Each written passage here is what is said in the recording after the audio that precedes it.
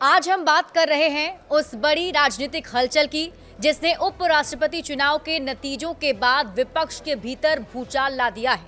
NDA उम्मीदवार CP Radhakrishnan को पहले से ही मजबूत दावेदार माना जा रहा था और उन्होंने विपक्ष के उम्मीदवार बी सुदर्शन रेड्डी को 152 वोट के बड़े अंतर से हराया भी।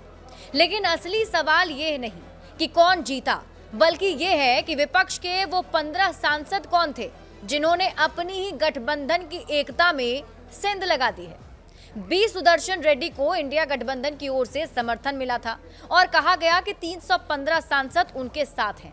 लेकिन जब वोटों की गिनती हुई तो उन्हें सिर्फ 300 वोट मिले, यानी कि 15 वोट ऐसे थे जो या तो सत्ता पक्ष को मिल गए या जानबूझकर इनवैलिड कर दिए गए। यही वो सेंध है जिसने पूरे इंडिया गठबंधन को झकझोर दिया है। सीपी राधाकृष्णन को कुल 452 वोट मिले हैं, जबकि एनडीए के पास पहले से ही 427 सांसदों का समर्थन था। इसमें वाईएसआर कांग्रेस के 11 सांसदों का समर्थन जोड़ दें तो संख्या 438 होती है। लेकिन सीपी राधाकृष्णन को 452 वोट मिले हैं, यानी साफ है कि 14 से 15 वोट एनडीए के खाते में कहीं और से आ गए हैं, यानी कि विपक्ष से।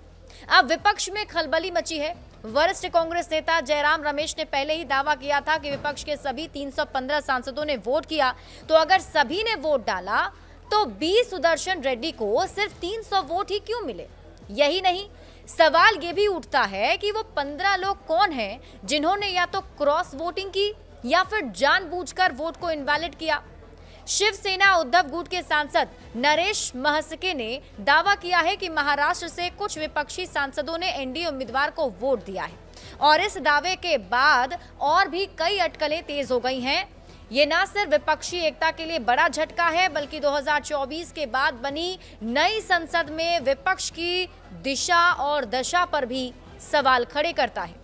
तो ये केवल एक चुनावी हार नहीं है, बल्कि विपक्षी गठबंधन के लिए एक चेतावनी भी है। अब सबकी निगाहें होगी उन 15 सांसदों पर जिन्होंने पर्दे के पीछे से इस पूरी कहानी को एक नया मोड़ दे दिया है।